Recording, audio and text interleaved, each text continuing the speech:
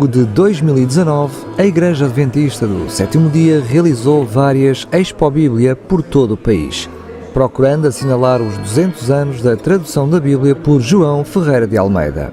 A cidade de Setúbal foi também contemplada com esta iniciativa durante uma semana, tendo tido a participação de vários palestrantes com o objetivo de mostrar o valor da Bíblia como livro que pode esclarecer a obra criadora de Deus. O responsável desta iniciativa, o pastor Rogério Fernandes, deu-nos a conhecer como surgiu esta ideia para a cidade de Setúbal. Em todos os locais onde nós temos igreja, certamente que um evento como este tem sido aproveitado para nos abrirmos um pouco à sociedade civil e fomos então junto da Câmara Municipal, onde fomos muito bem acolhidos, a Câmara Municipal de Setúbal, que nos cedeu este espaço, que é a Biblioteca Municipal, um edifício emblemático em plena Baixa Setubalense. E então estamos fazendo não apenas a comemoração do 2º centenário da Bíblia de João Ferreira de Almeida, mas também uma Expo Bíblia. Foram várias as entidades que estiveram presentes na abertura, incluindo a representação da Igreja Católica, sendo que a expectativa para esta Expo Bíblia não era propriamente que toda a cidade de Setúbal viesse à Biblioteca Municipal, mas sim que todos aqueles que se cruzassem com esta iniciativa pudessem ter um contacto com o livro dos livros, a Bíblia. João Ferreira de Almeida não é o personagem principal, o personagem principal é a Sagrada Escritura, e essa é que nós queremos distribuir à cidade de Setúbal, onde temos cerca de 3.000 Bíblias para serem distribuídas à sociedade aqui de Setúbal, onde esperamos que seja realmente um livro que traga esperança às pessoas. Hoje vou falar um pouco sobre João Ferreira de Almeida. Para além da Câmara Municipal, a Expo Bíblia em Setúbal contou com alguns apoios, tendo a Sociedade Bíblica como parceira por excelência. A Sociedade Bíblica também vai estar presente, na pessoa do Sr. Diretor, Miguel Jerónimo. Aliás, irá também ter uma parte ativa, irá certamente falar à Assembleia. É uma grande alegria ver um evento como este, ver acontecer em espaço público. Muitas vezes a Bíblia cada fim de semana nas diferentes comunidades de fé é utilizada para a liturgia, para o culto ao Senhor, e é muito bem utilizada, mas é bom ver também em espaço público, é muito bom ver em espaços municipais. Esta foi uma semana intensiva, onde todos os que passaram na Biblioteca Municipal da cidade de Setúbal puderam ver, conversar e receber uma Bíblia. As experiências essas foram muitas e gratificantes, para a satisfação de quem organizou e colaborou neste evento.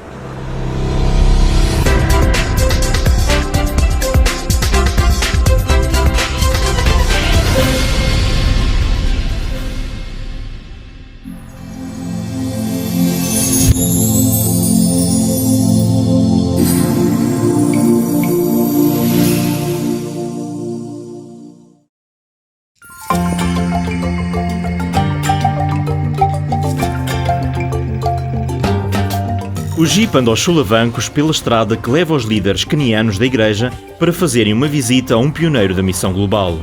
Conduzir no Quénia pode ser uma bela viagem. A vida selvagem, as pessoas e a paisagem, todos contribuem para uma experiência fascinante, embora também haja sempre a possibilidade de encontrarmos algum problema.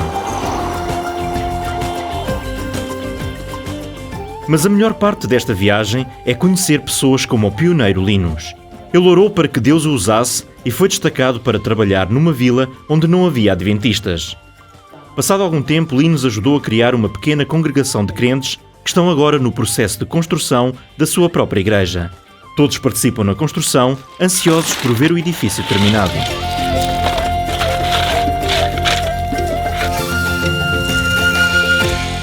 We can see even example, Jesus Christ himself. A visita de hoje com os líderes da igreja inclui um estudo bíblico e testemunhos de membros.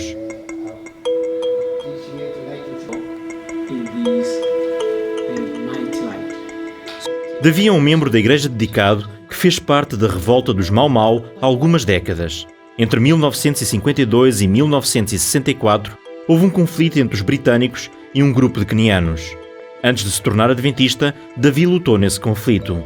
Ao recordar essa época, surgem muitas memórias negativas, mas desde então ele encontrou esperança em Jesus. Ele conta como Deus o transformou e lhe concedeu paz na sua vida.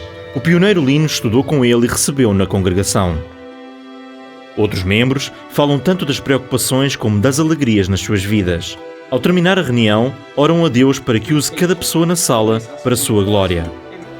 Other people who don't understand it, to brought our visitors, we thank you, the church and all in the church. A localização central da igreja na vila torna mais fácil as pessoas conhecerem a igreja. A nossa igreja está aqui no meio da comunidade. Se olharmos à volta, está rodeada de casas onde as pessoas vivem. A razão por que pensámos em ter uma igreja aqui era para que todas as pessoas à nossa volta se associassem à igreja. Eu sei que ela dará frutos. Quando a igreja estava a ser construída, uma vizinha chamada Carumera viu as dificuldades que havia na construção e ofereceu-se para guardar o equipamento na sua casa para que ficasse seguro. Ela gosta de ajudar os seus vizinhos adventistas. Ela rapidamente ficou amiga do pioneiro Linus e começou a ter estudos bíblicos com ele. Durante a sua visita, os líderes da igreja podem conhecer os membros da outra comunidade. Os vizinhos dizem que gostam de conhecer os vizinhos adventistas e alguns gostariam de visitar a igreja num futuro sábado. Oremos por esta pequena congregação no Quênia. Oro para que o seu exemplo reflita Jesus nesta comunidade. Enquanto os pioneiros da missão global em todo o mundo continuam a implantar igrejas, oremos também pelas dificuldades que eles venham a enfrentar. Obrigado por apoiar a missão global, fazendo com que testemunhos como estes sejam possíveis.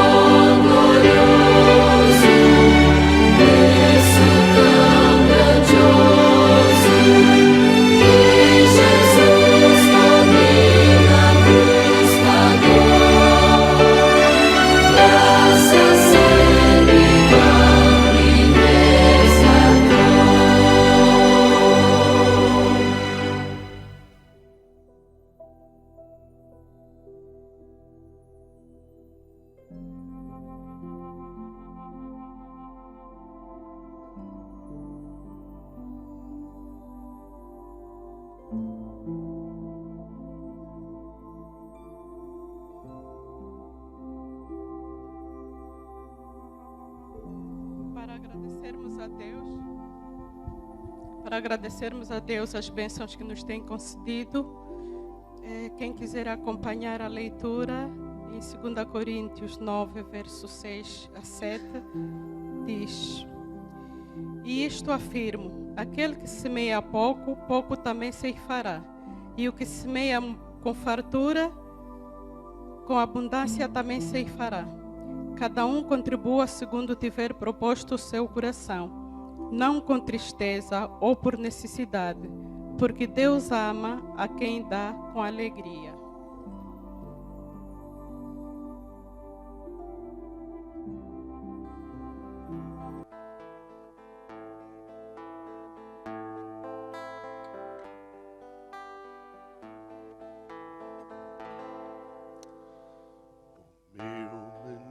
Jesus estava a nascer. Os santos anjos de luz o vieram ver. E tanto quanto eu sabia, sua mãe Maria nem sonhava o que iria tanto sofrer. Dorme, dorme, meu menino, dorme, dorme, descansado. Tens ao teu lado um anjo divino, deixa-te estar então sossegado.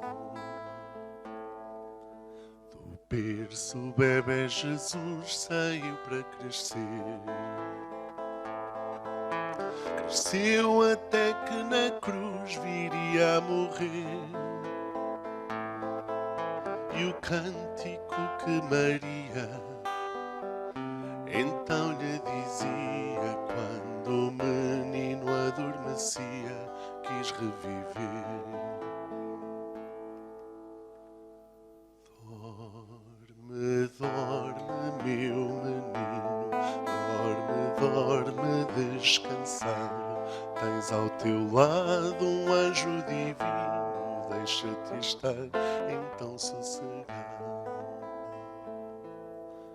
Dorme, dorme, meu menino, dorme, dorme, descansado. Tens ao teu lado um anjo divino, deixa-te estar então sossegado. Quero estar ao seu lado nessa cruz, aliviar a agonia de Jesus. Quero pegar-lhe na mão, beijar-lhe o coração e embalá-lo com uma canção para adormecer. Dorme, dorme, meu menino, dorme, dorme, descansado. Tens ao teu lado um anjo divino, deixa-te estar então sossegado. Dorme, dorme, meu menino, dorme, dorme, descansado. Tens ao teu lado um anjo divino, deixa-te estar então sossegado.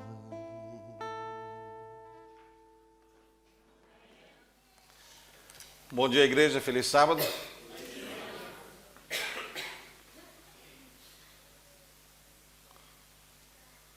Desculpe, Sheila, não sei o que significam esses sinais.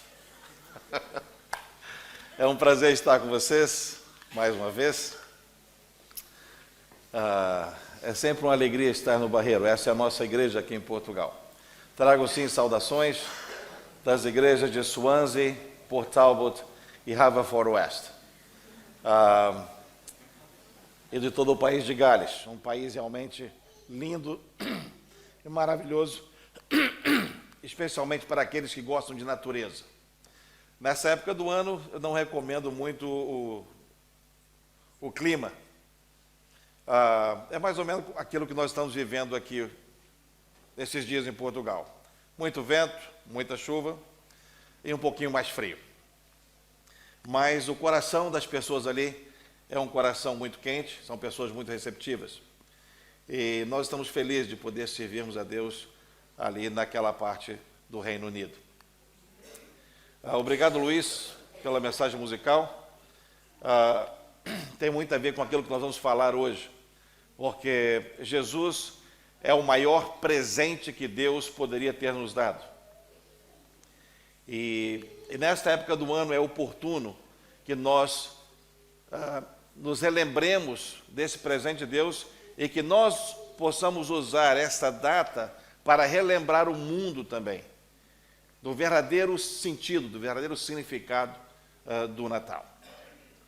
Mas eu gostaria de começar as considerações desta manhã contando a vocês a experiência de um jovem de 35 anos. Era um chinês, o seu sobrenome era Shen. Ele tinha um sonho de ir para a América e fazer ali a sua vida, realizar o sonho americano. E chegando ali em Nova York, ele conseguiu um emprego de entregador de comida chinesa.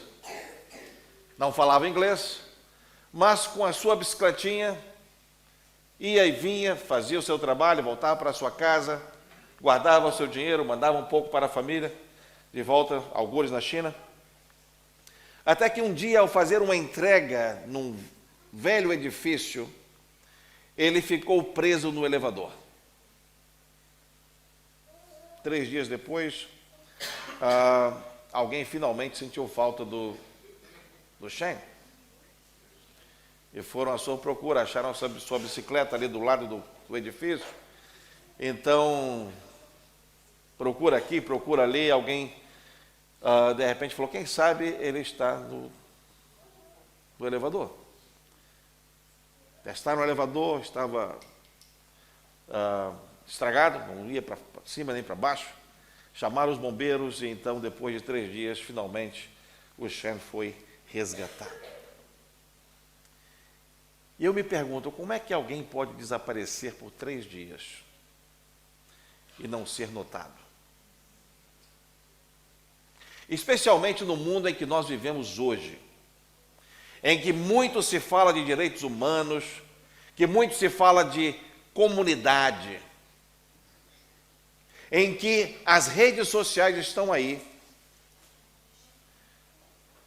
com o objetivo de conectar pessoas. Como alguém pode desaparecer do seu trabalho e só alguém sentir falta dele 3 dias depois? Que amor é este? Que se fala neste mundo e que se falha miseravelmente na prática, no dia a dia. E é por isso que hoje eu gostaria de falar um pouquinho, conversar um pouquinho com vocês a respeito do verdadeiro amor. Não esse amor que nós normalmente usamos quando eu digo, por exemplo, eu amo a minha esposa, eu amo meus filhos, eu amo a minha igreja, eu amo meu trabalho, eu amo o bacalhau alagareiro. Não esse tipo de amor, mas o amor que é essencial, o amor que tem a sua origem na própria pessoa de Deus. Eu não vou aqui explorar o significado da palavra amor no grego, no hebraico, nada disso. Mas eu gostaria, sim, de explorar com vocês algumas dessas características desse amor. E ao que é que este amor, quando uma vez experimentado por nós, nos conduz a ser e a fazer. Eu penso que há alguns anos atrás eu contei a vocês uma história de um ministro que estava para iniciar os seus trabalhos num determinado distrito. E depois de alguns contratempos na sua viagem, ele acabou batendo numa quinta e uma família o recebeu permitiu que ele se assentasse ao lado do fogão para se aquecer um pouco, era um dia frio. Lhe serviu carne e pão a fartar. E ali, aquele senhor, que eles não sabiam que era o ministro, que aliás eles estavam esperando, porque era costume que aquela família sempre recebessem os ministros e os levassem até a igreja. Naquela sexta-feira estavam envolvidas, como normalmente nós estamos envolvidos, correndo de um lado para o outro, nos preparando para o sábado, porque na maioria das vezes, em vez de começar o preparativo no domingo, nós começamos os preparativos na sexta-feira, normalmente depois do almoço. Então, chegou o senhor daquela casa, e ao se deparar com aquele estranho, perguntou à sua esposa quem é, e ela disse, olha, esse viajante teve um problema com o seu cavalo, e ele pediu aqui para descansar um pouco, se aquecer ao lado do fogão, e também pediu um pouco de comida, e aí ele adormeceu. Ele está indo para tal cidade. O senhor então imediatamente o acordou e disse, olha meu amigo, já está um pouco tarde, se você sabe que você deveria estar naquela cidade antes do anoitecer, você deveria ter se colocado a caminho já faz tempo. E aquele senhor apenas humildemente disse, olha, mas eu estava muito cansado. Eu tive que fazer boa parte da minha jornada a pé, porque o meu cavalo se cansou. E fazendo então da necessidade uma virtude, aquele senhor foi convidado a permanecer com eles naquela noite. Isso aconteceu há muitos anos atrás, quando as pessoas ainda não tinham os seus telemóveis, quando viajavam não em seus carros confortáveis, mas, na melhor das hipóteses, numa carroça ou no lombo de um animal. E fizeram então um quartinho, uma camazinha para ele, num quartinho nos fundos, porque eles estavam esperando o ministro, o novo ministro, e o quarto de hóspede estava arrumado para receber aquela visita ilustre. A mesa foi posta para a ceia de pôr do sol. Iguarias de todos os tipos. E aquela família esperava, e o ministro nada de chegar. Depois de esperarem um certo tempo, decidiram que deveriam se sentar, fazer o culto e ceiaram. E mais uma vez, aquela esposa e o esposo se consultaram mutuamente se deveriam convidar aquele estranho para a mesa deles. Mais uma vez, fazendo da necessidade uma virtude, ficaria mal não convidar o estranho, apesar dele já ter sido alimentado, convidaram-no. E ele prontamente aceitou o convite. Assentaram-se à mesa, fizeram um culto, oraram, agradeceram. Ali estava um pequeno menino, um puto, como dizem vocês aqui em Portugal, e muito inteligente, muito cheio de vida, e os pais, como normalmente os pais são, né, gostam de mostrar quão inteligentes são os filhos, quão espertos, começaram a pedir que aquele menino recitassem de cor porções das Escrituras. E, de repente, aquele pai perguntou para ele, virou-se para a criança e disse, meu filho, diga lá quantos são os mandamentos. E aquele menino parou, pensou, olhou para o pai, olhou para a mãe, olhou para aquele estranho e disse, quantos são? E o estranho botou o dedo na cabeça e disse, olha, me parece que são 11. Sim, são 11. E é claro, aquele casal adventista de décadas não pôde se conter. Como poderia alguém ser tão ignorante com relação às Escrituras Sagradas? Como alguém poderia não saber que são 10 os mandamentos? E imediatamente o pai se voltou para aquela criança e disse, filho, você sabe quantos são? Diga lá, você sabe muito bem. E aquela criança então disse, são 10. E aí começou uma sessão de estudo bíblicos, não é? Eles começaram a mostrar para aquele visitante, pegaram a Bíblia, abriram o Êxodo 20, contaram os mandamentos, né, do início para o final, do final para o início, mostraram, no final são 10. E aí, o senhor está de acordo, são 10? E o estranho olha para eles e com um sorriso diz, olha, sim, eu posso ver que aqui estão 10, mas eu acho que foram acrescentados algumas coisas mais. E eles, então, não tendo mais argumentos, decidiram encerrar a conversa por ali. E aquele visitante, então, humildemente pediu se poderia ter a Bíblia com ele, para que pudesse lê-la um pouco mais antes de dormir. Foi para a cama, no outro dia acordou bem cedo, tomou desejum e se pôs a caminho. Aquela família continuou esperando o ministro chegar, o ministro não chegava, foram para a igreja. Quando chegaram na igreja, estavam todos do lado de fora, esperando aquela família chegar, porque normalmente aquela família traria o novo ministro. Mas cadê o novo ministro? Ninguém sabia. Ninguém sabia do novo ministro. De repente, quando eles começam a se dirigir para dentro da igreja, um estranho entra pela igreja, atravessa todo o corredor central e se assenta naquela cadeira que normalmente quem se assentava? O ministro, o pastor. Aquele irmão, que era o primeiro ancião da igreja, olha para aquele estranho, reconhece o seu hóspede e imediatamente vem rapidamente ter com ele.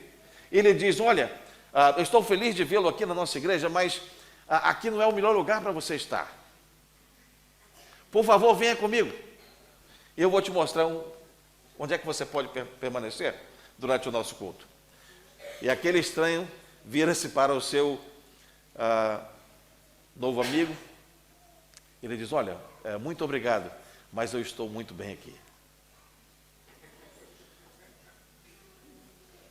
Vendo os seus esforços não produzirem resultados, aquele irmão foi em busca dos diáconos para juntos tentarem remover aquele estranho do local do pastor. Mas enquanto ele caminhava, estava lá chamando os diáconos, de repente ele ouviu uma voz de barítono, poderosa, bem articulada, dizer o seguinte: vamos cantar o hino número tal. E todos se colocaram em pé para cantar o hino. Ainda em dúvida, o hino foi cantado, a oração foi feita. Então, aquele estranho pediu que a igreja abrisse a sua Bíblia. No Evangelho de João, capítulo 13, versículo 34. Um novo mandamento vos dou. Aquele ancião se deixou afundar no seu assento, aniquilado, arrasado. Ali estava o 11º mandamento: que vos ameis uns aos outros, assim como eu vos amei, também vós uns aos outros vos amais.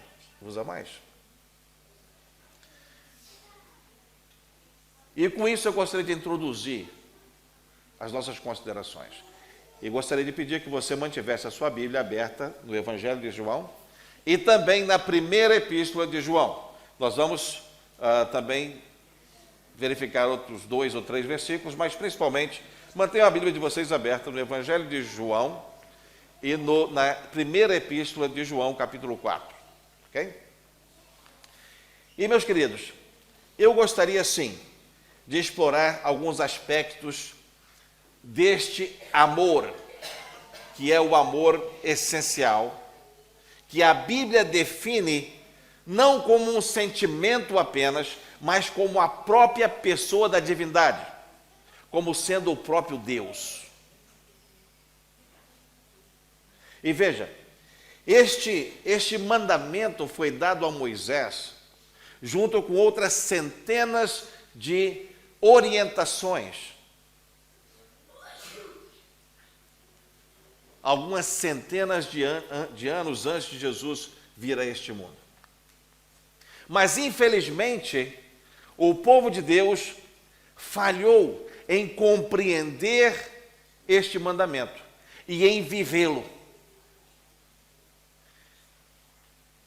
Até que Jesus decidiu, ele mesmo, deixar os céus e vir a este mundo.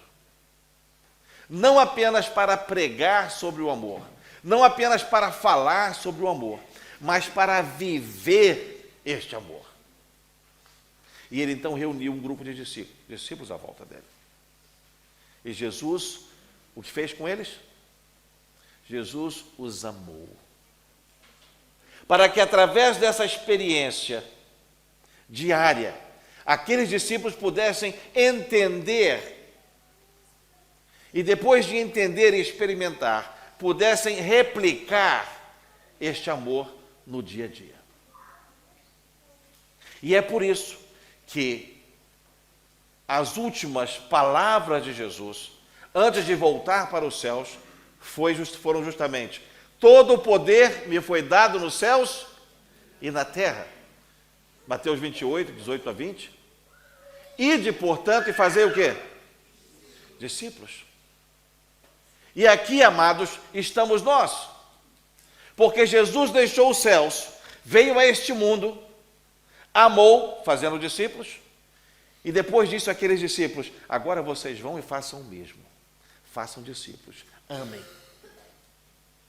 E aqueles discípulos foram. E o número de discípulos foi se multiplicando. E hoje nós temos aqui uma igreja lotada no Barreiro. Lotada de discípulos. E discípulos de quem? De Cristo. Assim funciona o amor na sua prática. E vocês podem estar se perguntando: mas pastor, quando é que foi dado esse mandamento de amar uns aos outros? Se você abrir a sua Bíblia em Levítico, capítulo 19, versículo 18, você lerá ali o seguinte, Levíticos 19, versículo 18. Você lerá ali o seguinte: não te vingarás, nem guardarás ira contra os filhos do teu povo. Amarás o teu próximo como a ti mesmo. Meus queridos, o próprio Jesus, centenas de anos depois, quando teve um encontro com aquele líder rico, e você pode ler sobre isso em Mateus capítulo 19, dos versículos 17 até o 19, lembra-se daquele rico, quando se aproximou de Jesus, o jovem, que era um líder, chegou para Jesus e disse: mestre, o que eu tenho que fazer para ter a vida eterna? Resposta de Jesus, qual foi? Qual foi? Mas antes disso, o que Jesus disse para ele? Guarda os mandamentos. E Jesus começou a enumerar ali alguns mandamentos. E o último mandamento que Jesus citou, qual foi? O que você lê aí na sua Bíblia? Amarás o teu próximo como a ti mesmo. Ou seja, amar ao próximo, queridos, é um mandamento do próprio Jesus. Isso nos leva à primeira característica deste amor. Este amor, ele é divino, porque ele emana do próprio Deus. E porque ele é, essencialmente, a suma dos mandamentos que Deus nos deixou.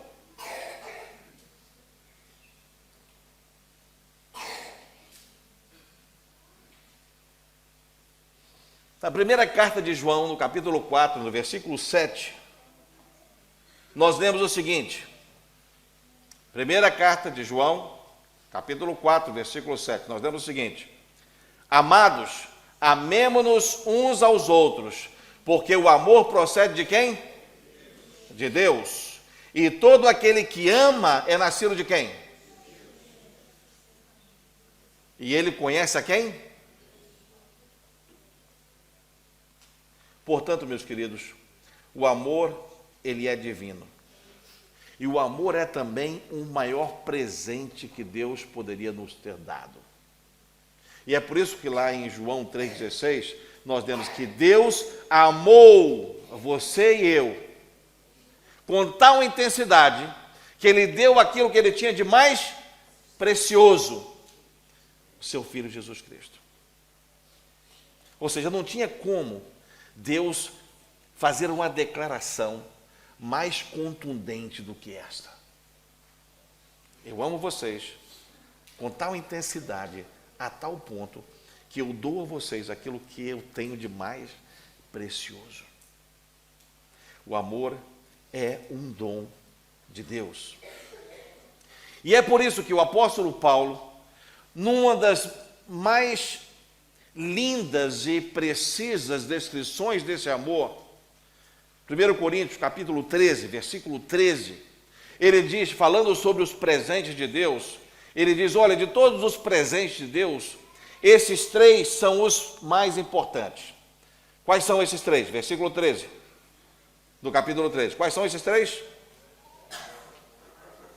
A fé, a esperança e o amor.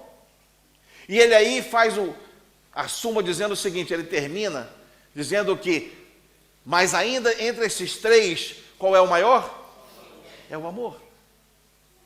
Ou seja, o amor não é apenas divino, mas ele também é o maior presente que Deus poderia ter nos dado. E o amor também é um mandamento de Jesus Cristo. É um mandamento divino. E se é um mandamento, isso implica que nós devemos cumpri-lo, que nós devemos obedecê-lo. Vamos imaginar aqui, quando vocês, penso que a maioria de nós dirigimos.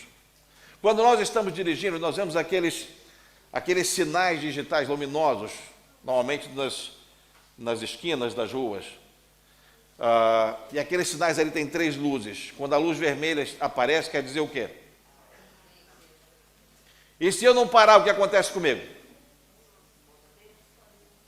Posso provocar um acidente e recebo o quê? Uma multa. E o que acontece conosco quando nós, como filhos e filhas de Deus, como discípulos e discípulas de Deus, nos recusamos a amar? O que acontece conosco?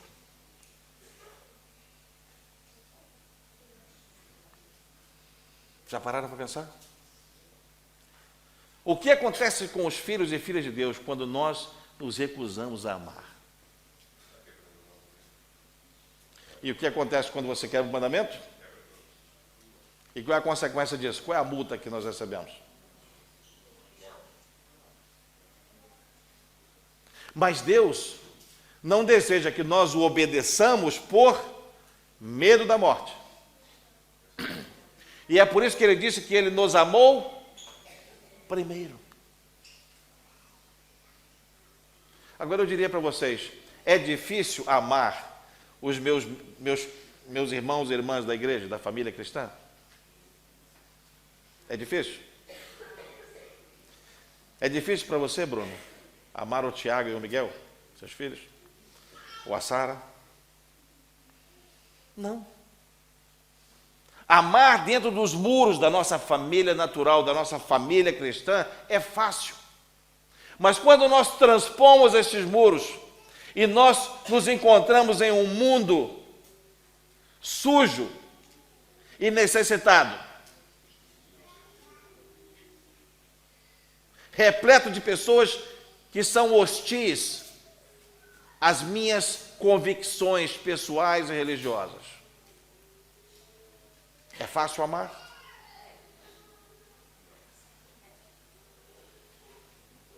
Nem sempre. Mas é então que nós precisamos entender que o mundo, que o mundo saberá que nós andamos com Jesus, que nós somos discípulos de Jesus, à medida que nós fazemos o quê? Primeiramente, nós amamos uns aos outros. João 14, versículo 35. Nisto conhecerão todos que sois meus discípulos, se tiverdes amor uns. Eu disse aqui que é fácil amar os membros da igreja, mas nem sempre é verdade. Porque às vezes, o irmãozinho que está ao meu lado, a irmãzinha, fazem coisas que eu não gosto, ou que não está de acordo com a maneira como eu acho que as coisas devem ser feitas. E veja, em mais de 20 anos de ministério, eu poderia dizer a vocês que cada igreja que eu vou tem uma liturgia diferente.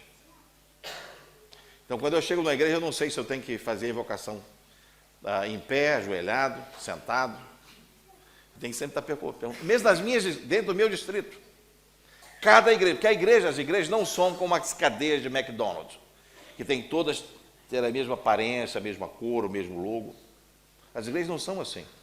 Porque as igrejas são compostas de seres humanos, de pessoas, e as pessoas são diferentes umas das outras, porque Deus nos criou dessa maneira. E mesmo a natureza, se você pegar uma folha de uma mesma árvore, você jamais será capaz de encontrar uma idêntica à outra. Ainda que sejam muito parecidas. Eu tenho umas gêmeas, nós temos gêmeas na minha igreja, lá de Swansea. E eu tenho uma técnica, que eu nunca sei quem é quem. Então eu cumprimento a primeira e eu pergunto, escuta, quem é você? Então ela me diz o nome dela. Quando eu vou cumprimentar a irmã, eu então já sei, essa aqui é a Shannon. Porque é a única maneira que eu consigo de distinguir uma da outra. A não ser que eles estejam com um penteado meio diferente. Mas nós somos únicos. Deus nos fez assim. E é nessa diversidade que nós nos completamos. E Jesus mesmo disse, olha, vocês são o corpo. E um corpo, ele é composto de várias partes, de diversos membros. E somente quando nós estamos unidos é que nós nos tornamos um em Cristo. Nós precisamos ter isso em mente. Especialmente dentro desse contexto de que nós somos desafiados por Deus a cumprir o mandamento que Ele nos deixou e a comissão evangélica amando.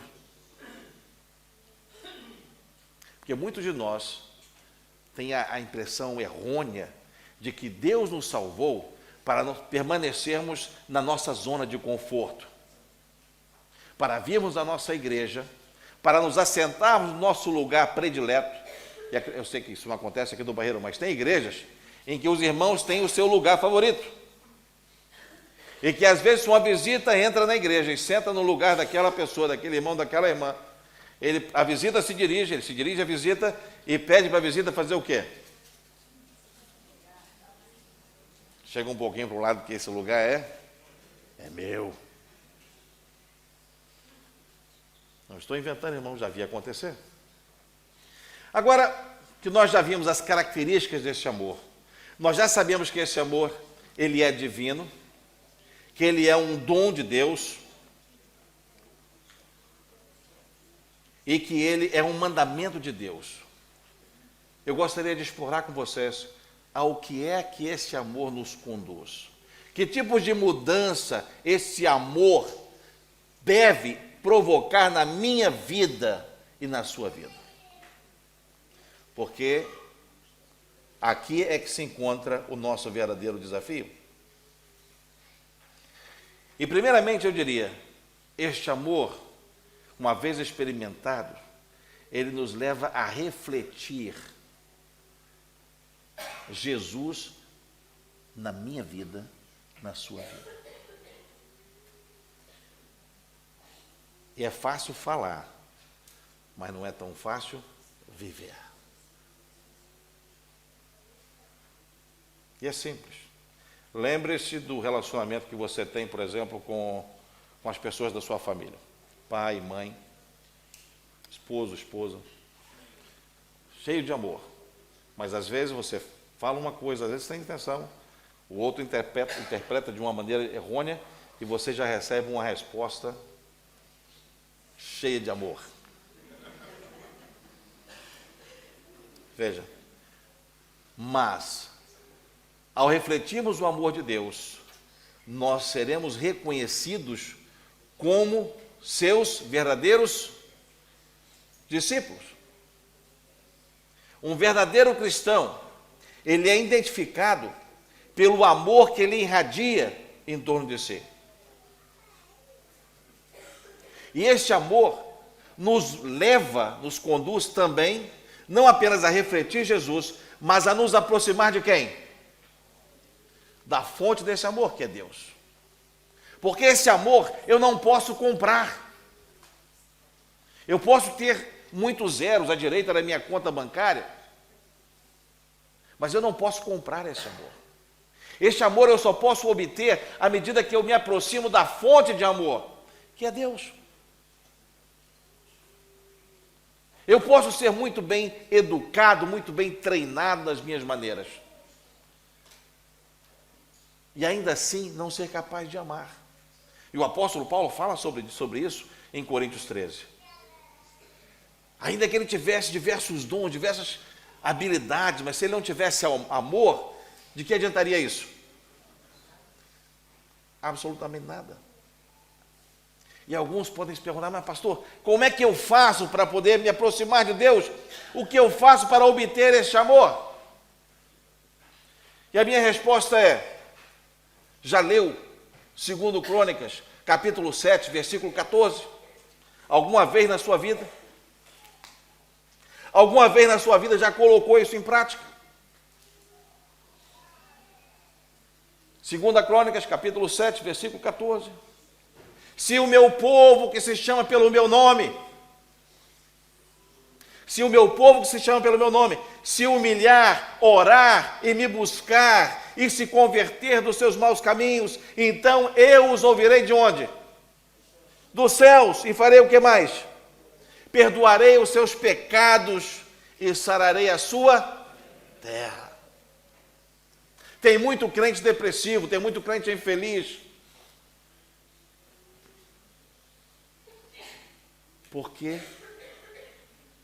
não entende como funciona o perdão de Deus, porque não consegue se aproximar de Deus acreditando que Ele de fato é galardoador daqueles que o buscam e que já perdoa antes mesmo de nós abrirmos a nossa boca. E Ele restaura em você e em mim a alegria da salvação. Então, ao recebermos aquele amor de Deus, nós não podemos reagir de outra forma a não ser fazer o quê? Partilhar esse amor. Porque eu não posso, meus queridos, eu não tenho capacidade, o ser humano não tem capacidade de armazenar esse amor. O amor de Deus, ele flui livremente. E é por isso que Jesus disse àquela mulher na beira daquele poço, dizendo o seguinte: a água da vida, ela flui livremente. E ela sacia a sede de todos aqueles que estão à volta. Desculpem. O amor de Deus, queridos, opera dentro do mesmo princípio. Se o meu povo, que se chama pelo meu nome, orar, se humilhar, se arrepender, eu os ouvirei desde os céus, eu os perdoarei, eu os sararei. E os sararei. E não só isso, este amor, ele provoca em nós um desejo de trabalhar. Nenhum discípulo, nenhuma discípula de Deus é chamado para permanecer sentado na igreja, esquentando o banco. Este amor, quando vivido, ele nos leva a trabalhar para expandir o reino de Deus. E eu pergunto a você nesse dia, quantas pessoas você tem trazido para Jesus ao longo da sua jornada cristã? Eu tenho visto muitas vezes, tenho sido parte disso, muitas vezes nós trabalhamos na elaboração de estratégias caras e complicadas para alcançar pessoas. E falhamos. E no final do ano, quando nós vamos ver o nosso relatório, às vezes não tivemos nenhum batismo, 2 ou 3. Vocês não se perguntam por quê? No vosso trabalho, na nossa linha de trabalho, seja lá o negócio que você tiver, Você não gosta de ter sucesso? Sim ou não? Deus nos chamou para trabalhar na sua seara. E ele diz, não tem desculpas, porque todo o poder me é dado aonde? E eis que estou convosco até o quê? Você tem desculpa para você não trabalhar? Meu querido irmão, minha querida irmã, meu querido amigo e amiga, não há desculpa. E ele diz, eu amo vocês, o amor está aqui, é só vocês partilharem esse amor. Tiago, falando a respeito da fé, capítulo 2, versículo 26, ele diz o seguinte, porque assim também com o corpo sem espírito está morto, a fé sem as obras é morta. Hoje, muito se fala na igreja adventista a respeito de justificação pela fé. E é um dos meus temas prediletos. Eu amo justificação pela fé, porque é a única maneira pela qual eu posso ser salvo. Não tem outra. Justificação pela fé. Sem ela, eu estou irremediavelmente perdido.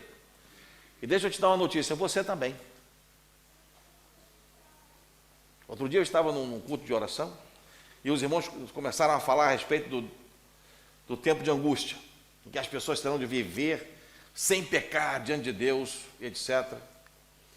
E veja, meus irmãos, às vezes eu não entendo muito bem isso, eu confesso a vocês, porque eu não consigo me imaginar vivendo sem pecar, por mim mesmo.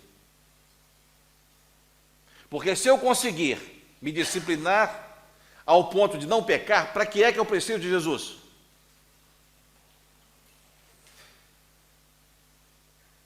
Não quero dar um nó na cabeça de ninguém. Mas o que eu quero dizer é que eu tenho que permitir que Jesus viva em mim. Então que Jesus, ele deixe de pecar. É aquilo que Paulo falou, dizendo, olha, a vida que agora vivo, não vivo mais eu, mas Cristo vive em mim.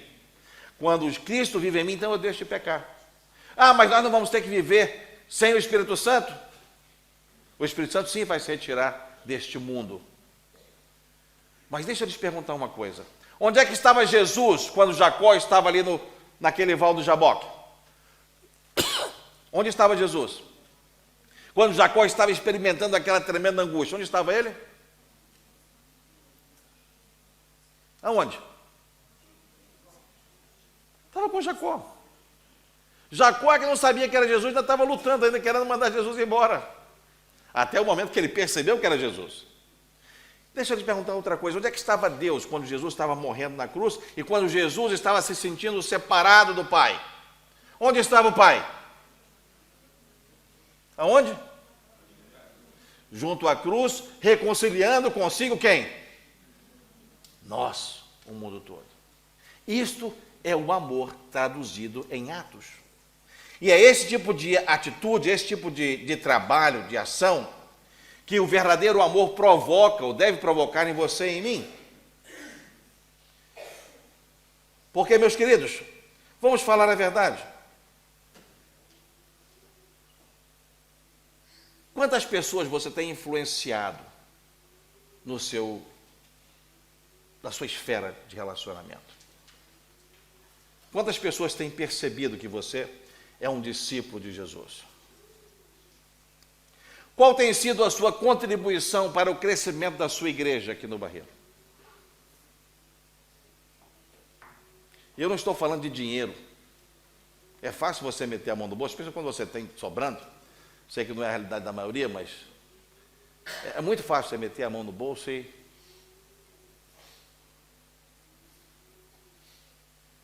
Agora, quando nós somos desafiados, há muito mais do que isso. Nós somos desafiados a viver este amor.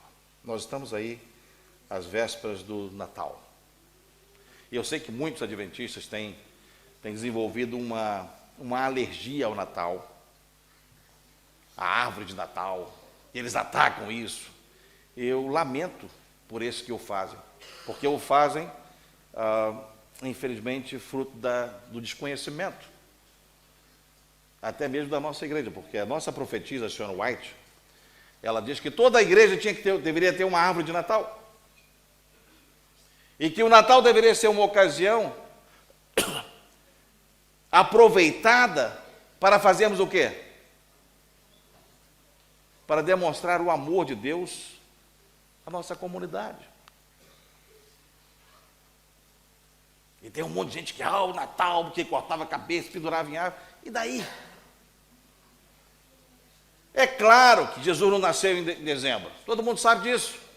Um dia, uma frase que eu gosto muito de ouvir do meu sogro, ele fala, todo mundo sabe disso. E veja, meus queridos, todo mundo sabe que Jesus não nasceu no Natal, em dezembro. Mas o mundo é relembrado deste fato que dividiu a história do mundo em duas fases. E nós, como os filhos de Deus, como discípulos e discípulas dele, deveríamos, de acordo com aquilo que a nossa profetisa nos orienta, a aproveitar essa oportunidade para demonstrar esse amor de Deus a todos. Ela diz ainda, não há pecado em si na árvore, há um pecado na motivação. Na motivação. Mas ela diz também que ao pé da árvore deveriam ser trazidos presentes para quem? Para quem? Para os necessitados. E aqui também fica uma grande lição para nós no Natal. Nós gostamos de trocar presente entre amigos, familiares, etc. Mas, na realidade, os nossos presentes deveriam ser dirigidos primariamente a quem? Aqueles que fazem parte da nossa comunidade e que são carentes. Mas o verdadeiro trabalho missionário começa onde? Quando Jesus falou para os discípulos, de fazer discípulos, ele falou, começando por onde? Jerusalém, Galileia, Samaria, até os... Começa dentro da nossa família. Qual é a nossa família? É aqui. Quem são as famílias? Eu sei que muitas vezes as famílias têm vergonha de dizer que estão passando necessidade. Mas veja, nós precisamos criar mecanismos na nossa igreja para identificar quem são aqueles que verdadeiramente são necessitados. E precisamos prover para eles. E nessa época do ano em que a maioria das crianças, a maioria das pessoas recebem um presentinho, uma coisa, nós precisamos, como família cristã, nos lembrar daqueles que não têm condições de o fazer. E demonstrar o amor de Deus através da nossa generosidade. Generosidade essa que deve se estender à nossa comunidade. Porque é desta forma que nós seremos reconhecidos como verdadeiros discípulos e discípulas de Jesus Cristo. Que para tanto Deus nos abençoe.